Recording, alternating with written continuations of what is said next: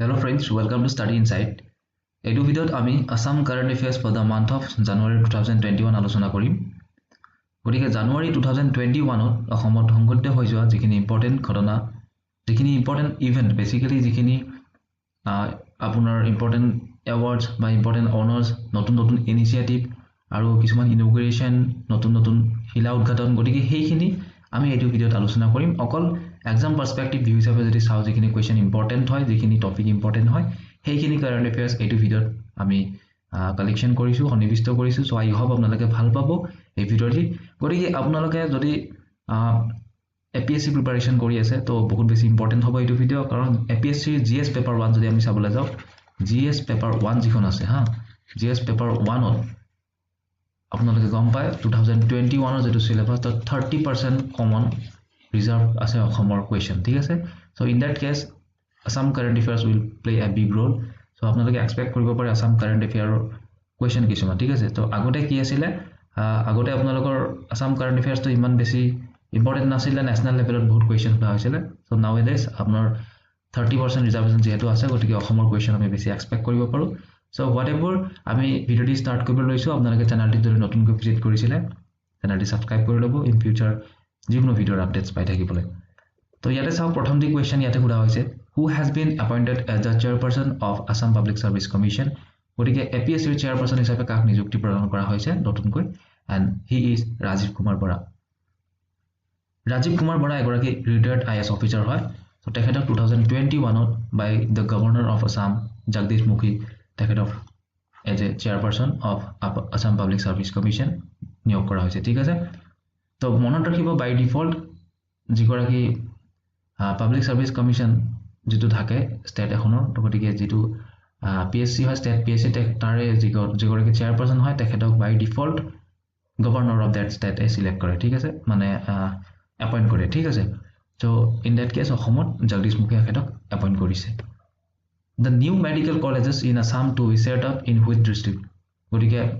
ইয়াতে সোধা হৈছে, চৰি, দ্য নিউ নহয়, টু নিউ, আৰু দুখন নতুনকৈ মেডিকেল কলেজ আচলতে ক'ত স্থাপন কৰা হ'ব অসমৰ, and it will be in Biswanath and Charaideo district. গতিকে বিশ্বনাথ আৰু চৰাইদেউ ডিষ্ট্ৰিক্টত দুখন মেডিকেল কলেজ স্থাপন কৰা হ'ব, ঠিক আছে। So' next question is, recently prime minister Narendra Modi launch Asom Mala, a state highways and major district roads programme at where in Assam, and it is at Dhekiajuli, Sonitpur. গতিকে এইটো কি হয়, ইয়াত জানি থওক আপোনালোকে, অসম মালা বুলি এটি আঁচনি, যিটো আঁচনিৰ অধীনত যিবিলাক ষ্টেট হাইৱেজ আছে, ষ্টেট হাইৱেজ, ৰাজ্যিক যিবিলাক হাইৱেজ, তাৰোপৰি মেজৰ ডিষ্ট্ৰিক্ট কিছুমানৰ যিখিনি ৰোডছ আছে, ইম্পৰ্টেণ্ট ৰোডছ, সেইখিনিক ইম্প্ৰুভমেণ্ট কৰা হ'ব, সেইখিনিৰ উন্নয়নৰ কাৰণে কাম কাজ কৰা হ'ব এই অসম মালা স্কিমটোৰ অধীনত। আৰু যাৰ জৰিয়তে গোটেই অসমৰ বা গোটেই আমি যদি চাওঁ ভাৰতবৰ্ষৰ লগত অসমৰ যিটো ৰিলেশ্যন, ট্ৰান্সপৰ্টেশ্যন, সেইটো যাতে ইম্প্ৰুভ কৰিব পৰা যায়, চুকে কোণে যাতে আমি ট্ৰান্সপৰ্টেশ্যন বা যিটো কানেকশ্যন যিটো ভাল হয়, সেইটোৰ বাবে অবজেক্টিভ হিচাপে লৈ এই অসম মালা আঁচনিৰ ভিতৰত উন্মোচন কৰা হৈছে। আৰু ঢেকিয়াজুলিৰ, শোণিতপুৰৰ ঢেকিয়াজুলিত প্ৰথম এই প্ৰগ্ৰামটো ইনগ্ৰেট কৰা হৈছে by the prime minister Narendra Modi. Next question is, how many biodiversity park will be set up under the name of Sahitya Manishu Bhavan in Assam? So Assam Police SI 2020 যেটো এক্সামিনেশ্যন হৈছিলে, তাত ইয়াৰ ওপৰত এটা কুৱেশ্যন আহিছিলে, মোক ষ্টুডেণ্টবিলাকে কমেণ্ট কৰি জনাইছে যে আসাম কাৰেণ্ট এফেয়াৰ্ছৰ যেটো সাহিত্য মণিকী ভৱনৰ ওপৰত কুৱেশ্যন আহিছিলে। তো আপোনালোকে কমেণ্ট কৰি জনাব যদি আপোনালোকে আসাম পুলিচ SI এক্সাম দিছিলে। তো হোৱাট এভাৰ আমি গম পালোঁ যে টোটেল 24খন সাহিত্য মণিকী উপবন অৰ্থাৎ বায়'ডাইভাৰ্চিটি পাৰ্ক অসমত উন্মোচন কৰা হ'ব। তো এইটো কুৱেশ্যনত এটি সোধা হৈছিলে। তো ৰিচেণ্টলি ডিব্ৰুগড় আৰু চৰাইদেউত উন্মোচন কৰা হৈছে, ডিব্ৰুগড় আৰু চৰাইদেউত কৰিছে,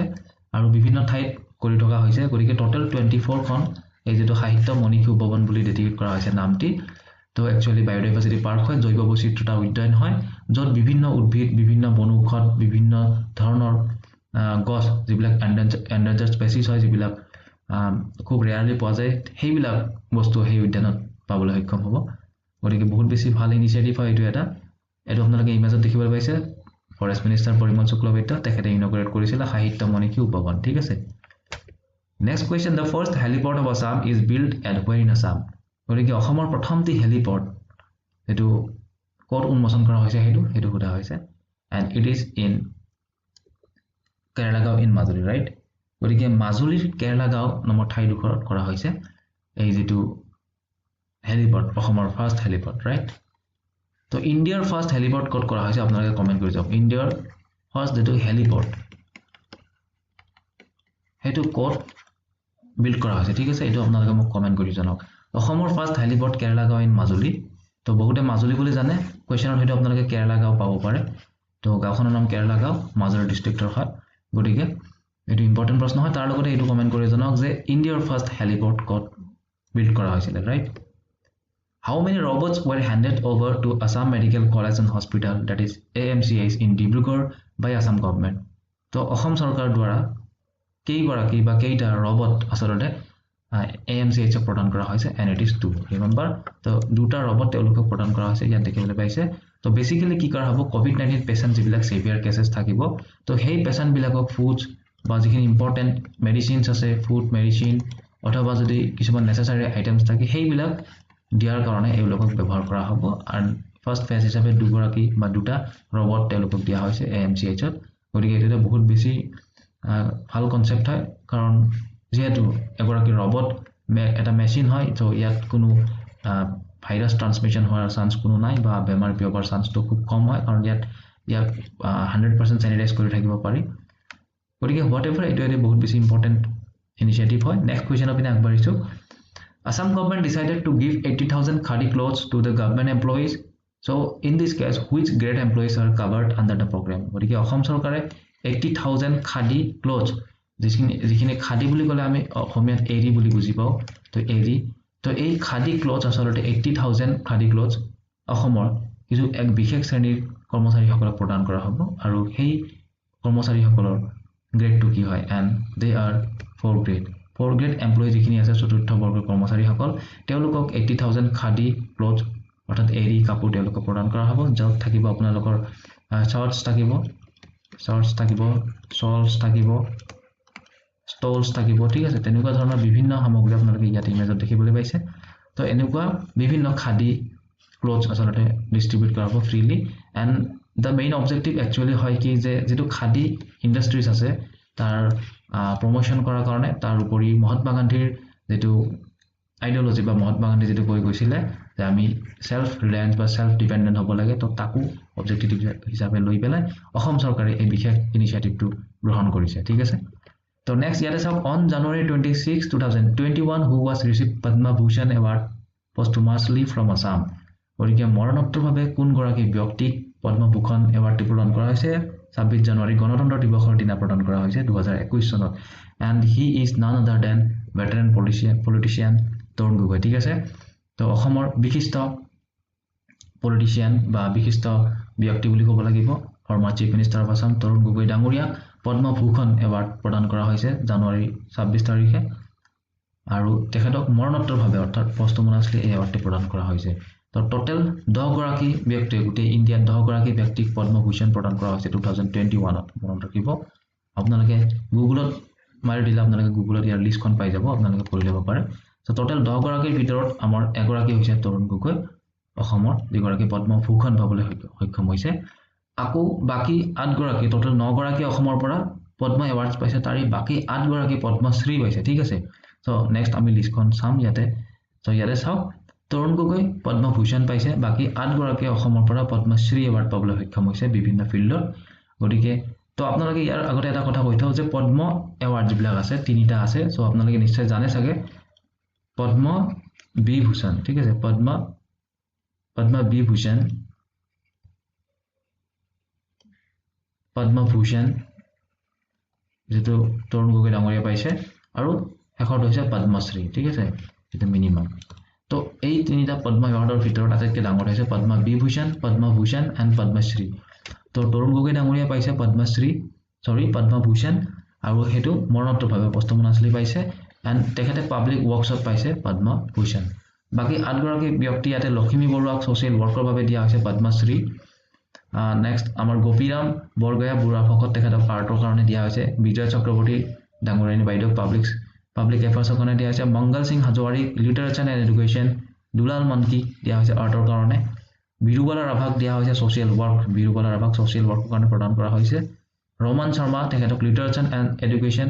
এণ্ড স্পেচিয়েলি ইন জাৰ্নালিজম আৰু ইমৰান শাহ যিগৰাকী 2013ত বৰপেটাৰত সাহিত্য সভাৰ সভাপতিত্ব কৰিছিলে ইমৰান শাহ তেখেতক লিটাৰেচাৰ এণ্ড এডুকেশ্যনত প্ৰদান কৰা হৈছে পদ্মশ্ৰী এৱাৰ্ড ঠিক আছে তো এইখিনি আপোনালোকে স্ক্ৰীনশ্বট লৈ ল'ব পাৰে এইখিনি আপোনালোকে পঢ়িব পাৰে মনত ৰাখিব পাৰে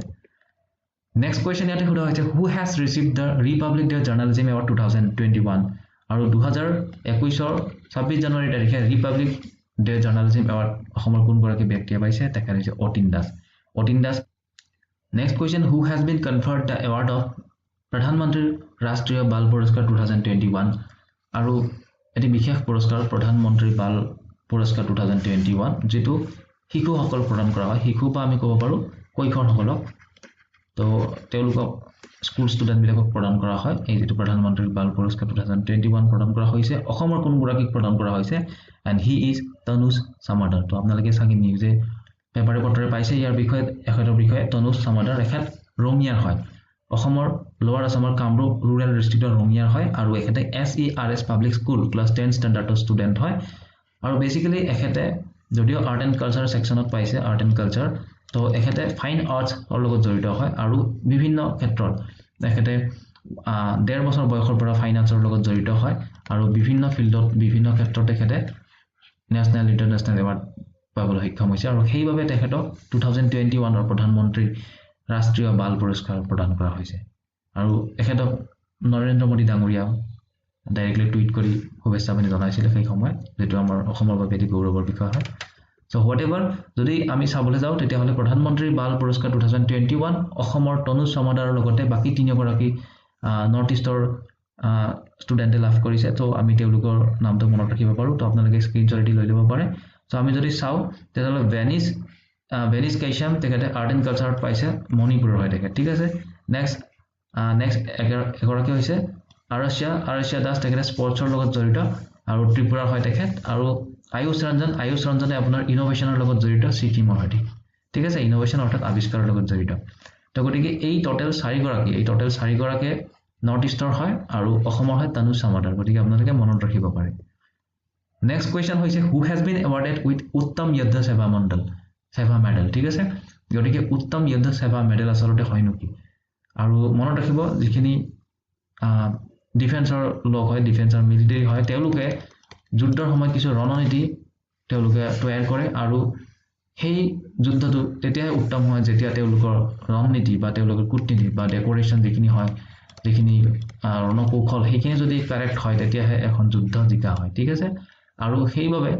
এই অসমৰ বিশিষ্ট ব্যক্তিগৰাকীক লেফটেনেণ্ট জেনেৰেল ৰাণা প্ৰতাপ কলিতাক তেখেতক উত্তম যুদ্ধ সেৱা মেডেল প্ৰদান কৰা হৈছে এখেতে যুদ্ধৰ সময়ত যিখিনি ডেকোৰেশ্যন যিখিনি ডিজাইন তেখেতে কৰিছিলে আৰু সেইভাবে তেখেতে বিভিন্ন ৱাৰ্ড বিভিন্ন বৰঙণি আগবঢ়াইছে বিভিন্ন যুদ্ধত আৰু সেইভাবে তেখেতক এই এৱাৰ্ডটি প্ৰদান কৰা হৈছে Next question, on December 30, 2020, India signed a $231 million loan agreement with Asian Development Bank to construct a 120 megawatt hydroelectric power plant and it is over which river in Assam. So গতিকে actually যদিও 30 December question কথা হয় এটো কিন্তু জানুৱাৰী 2021ত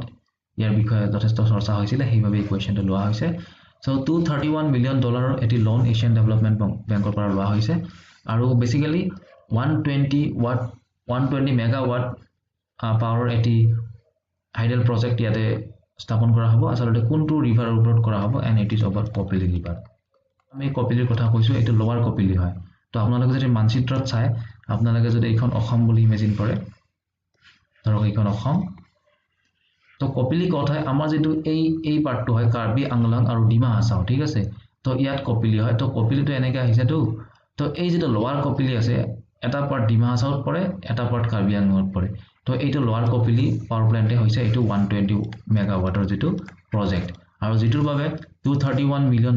Asian ডেভেলপমেন্টৰ পৰা ভাৰত চৰকাৰে গ্ৰহণ কৰিছে ঠিক আছে তো ইয়াতে আপাৰ কপিলি প্ৰজেক্ট আৰু এটা কৰা হৈছিল হেতু কিছুদিন আগতে হৈছিল আৰু যেটোৰ লগত actually যেটো নিপকো কৰিছে আপোনালোকে জানে চাগে নিপকো তো যাৰ ওপৰত বিভিন্ন সমালোচনা হৈছে গতিকে যি কি নহওক 120 মেগাৱাটৰ যেটো পাৱাৰ প্ল্যান্ট হেতু আমাৰ লোৱাৰ কপিলি হাইডেল পাৱাৰ প্ৰজেক্ট হয় ঠিক আছে So next, coming to the next question, name the girl from Assam who made a place in Forbes India's 30 under 30 and annual list of India's brightest young achievers. গতিকে সেইগৰাকী ছোৱালীৰ নাম ক'ব দিছে যিগৰাকীয়ে ফৰবেছ India's 30 under 30 annual list যিখন হয় ইণ্ডিয়াৰ ব্ৰাইটেষ্ট young এচিভাৰ্ছবিলাকৰ ভিতৰত তো তাত তেখেতৰ নামটো পাবলৈ সক্ষম হৈছে এণ্ড সেইগৰাকী ছোৱালী হৈছে প্ৰিয়ংকা দাস ৰাজকাকতি মনত ৰাখিব এইগৰাকী ছোৱালী প্ৰিয়ংকা দাস ৰাজকাকতি তেখেতে এগৰাকী PhD স্কলাৰ হয় আৰু তেখেতে যিটো ফৰবেছ 30 under 30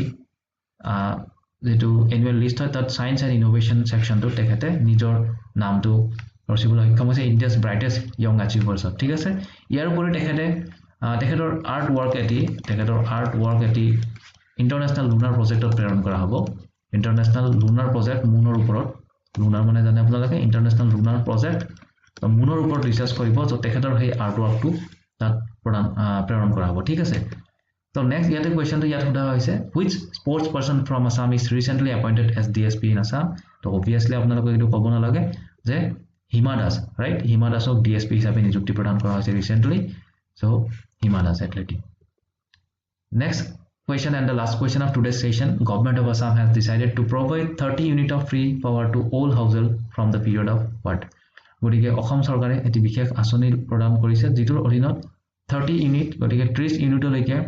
বিজুলী ফ্ৰীলি ডিস্ট্ৰিবিউট কৰা হ'ব টু দা অল হাউজৰ প্ৰতিটো ঘৰক দিয়া হ'ব এণ্ড ইটো বেসিক্যালি কোনটো পিৰিয়ডৰ পৰা কোনটো পিৰিয়ডলৈকে কোনটো সময়ৰ পৰা and it is from January to March 2021 তো যদি আমি ফাইনান্সিয়েল ইয়াৰ চাও ফৰ্থ কোৱাৰ্টাৰ বুলি ক'ব পাৰো আমি দ্য লাষ্ট কোৱাৰ্টাৰ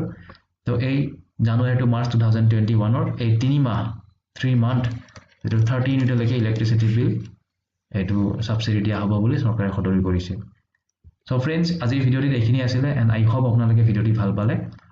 আপোনালোকে যদি যিকোনো এক্সামৰ প্ৰিপাৰেচন চলাই আছে তেতিয়া হলে আপোনালোকে এই ভিডিওবিলাক ৰেগুলাৰলি চাই যাওক ষ্টাডি ইনসাইট অফিচিয়েলত আপোনালোকে ইয়াৰ PDF বিলাক পাই যাব ইয়াৰ উপৰি